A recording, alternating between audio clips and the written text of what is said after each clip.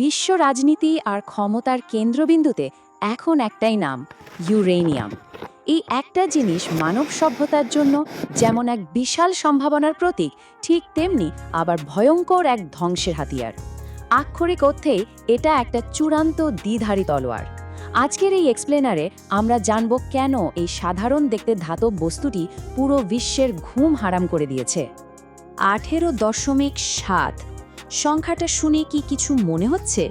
Harvard ইউনিভার্সিটির data অনুযায়ী এই সংখ্যাটা আসলে পানির তুলনায় ইউরেনিয়ামের ঘনত্ব নির্দেশ করে।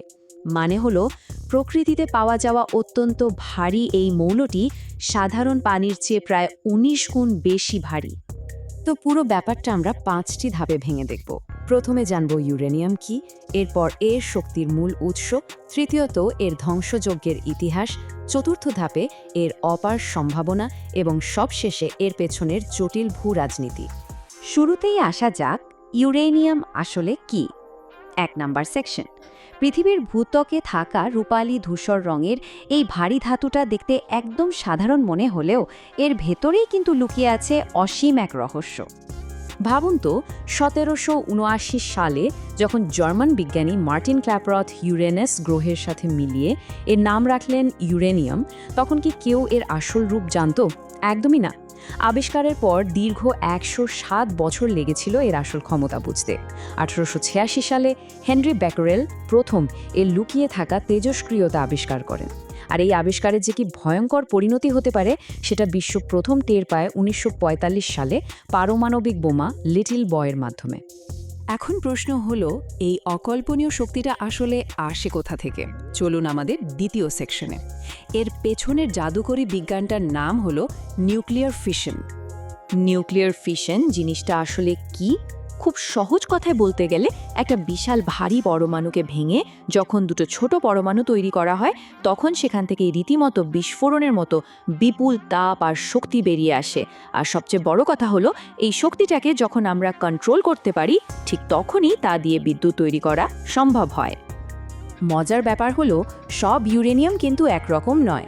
প্রকৃতিতে আমরা সবচেয়ে বেশি যে ইউরেনিয়াম 238 দেখি, সেটার শক্তি উৎপাদনে খুব একটা কাজের না। আসল জাদুকর হলো ইউরেনিয়াম 235। এটা দিয়ে পারমাণবিক চুল্লি থেকে শুরু করে ভয়ঙ্কর সব অস্ত্র সবই তৈরি হয়।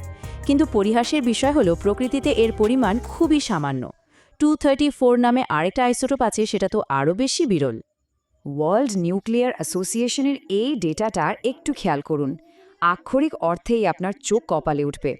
মাত্র 1 কেজি ইউরেনিয়াম 235 থেকে আপনি প্রায় 20 মিলিয়ন কিলোওয়াট আওয়ার শক্তি পেতে পারেন। একটু তুলনা করে বলি, এই সেম এনার্জি পেতে আপনাকে পোড়াতে হবে 34 লাখ টনেরও বেশি কয়লা। কোথায় 34 লাখ টন কয়লা আর কোথায় মাত্র 1 কেজি ইউরেনিয়াম? ভাবা যায় এই শক্তির স্কেলটা? কিন্তু কথায় আছে না, বিশাল শক্তির সাথে আসে বিশাল বিপদ। আমরা এখন তৃতীয় সেকশনে আছি, মুদ্রার এক পিঠ, অর্থাৎ শুধুই ধ্বংস আর হাহাকার। এই ক্ষমতা ভুল হাতে পড়লে কি হয়, ইতিহাস তার নীরব সাক্ষী। ইতিহাস ঘাটলেই আমরা এর প্রমাণ পাই। 1945 সালে হিরোশিমায় যে লিটল বয় বোমাটা ফেলা হয়েছিল, সেটা কিন্তু এই ইউরেনিয়াম 235 দিয়েই তৈরি। এরপর চেরনোবিল বা ফুকুশিমার মতো ভয়ঙ্কর দুর্ঘটনাগুলোর কথা তো আমরা সবাই জানি। এমনকি পারমাণবিক চুল্লির যে বর্জ্য বা ডিপ্লিটেড ইউরেনিয়াম, সেটাও কিন্তু ফেলে দেওয়ার উপায় নেই, ব্যবহৃত হচ্ছে ভয়ঙ্কর সব সামরিক গোলাবারুদে। সামান্য একটা ভুল পদক্ষেপ যে কতটা বিপর্যয় ডেকে আনতে পারে, এগুলো তারই প্রমাণ। আর ঠিক এই জন্যই বলা হয়, এক মুহূর্তের সেই বিস্ফোরণ আজও মানব ইতিহাসের এক কালো অধ্যায় হয়ে আছে। এটি আমাদের বারবার মনে করিয়ে দেয় যে সামান্য অসাবধানতা পুরো পৃথিবীর অস্তিত্বকে হুমকির মুখে ফেলতে পারে। পারমাণবিক শক্তির ক্ষেত্রে এই চরম সতর্কবাণীটা আমাদের সব সময় মাথায় রাখতে হবে। তবে হতাশার কিছু নেই, মুদ্রার উল্টো পিঠটা কিন্তু বেশ আশাব্যঞ্জক। চলুন ধ্বংসের গল্প বাদ দিয়ে 4 নম্বর সেকশনে এর অপার সম্ভাবনাগুলো একটু দেখে নিই। ইউরেনিয়াম মানেই শুধু বোমা নয়, এটি আমাদের উন্নয়নের এক দারুণ হাতিয়ারও বটে। শান্তিপূর্ণ কাজে ইউরেনিয়ামের জুড়ি মেলা ভার। এই যে আমাদের বাংলাদেশের রূপপুর পারমাণবিক বিদ্যুৎ কেন্দ্র, সেখানেও কিন্তু এটাই মূল জ্বালানি। এর সবচেয়ে বড় ম্যাজিক হলো জিরো কার্বন এমিশন, মানে পরিবেশের কোনো ক্ষতি না করেই জলবায়ুকে সুরক্ষিত রেখে আমরা বিদ্যুৎ পাচ্ছি। শুধু কি তাই, ক্যান্সারের রেডিওথেরাপি থেকে শুরু করে কৃষিতে নতুন ফসলের জাত উদ্ভাবন, কোথায় নেই এই ইউরেনিয়াম?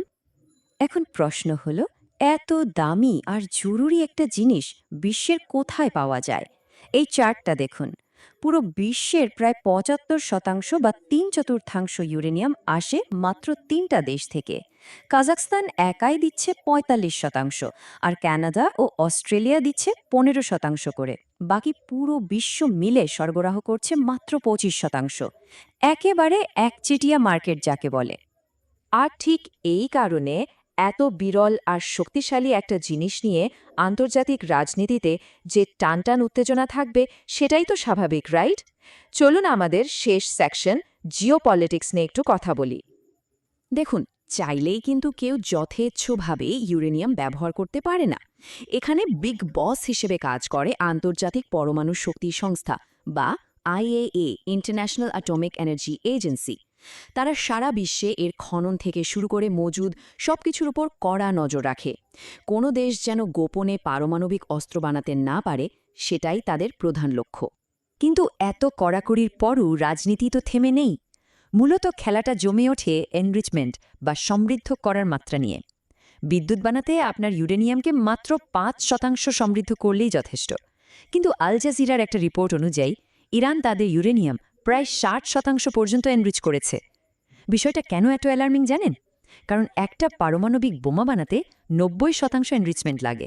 মানে ৬০% থেকে ৯০%-এর দূরত্বটা খুব বেশি না। আর ঠিক এই জন্যই পুরো বিশ্ব এতটা চিন্তিত। তো দিন শেষে আমরা কি দেখলাম? ইউরেনিয়াম এমন এক জাদুকরী চাবিকাঠি যা দিয়ে কার্বন মুক্ত বিদ্যুৎ তৈরি করে পৃথিবীকে বাঁচানো সম্ভব, আবার চোখের পলকে পুরো বিশ্বকে ধ্বংস করে দেওয়াও সম্ভব। এখন সবচেয়ে বড় প্রশ্নটা আপনাদের কাছেই, একই সাথে রক্ষক এবং ভক্ষকের ক্ষমতা রাখা এই চূড়ান্ত শক্তিশালী উপাদানটিকে সামলানোর মতো দায়িত্বশীল কি আমরা হতে পেরেছি? একটু ভেবে দেখবেন। আজ এ পর্যন্তই।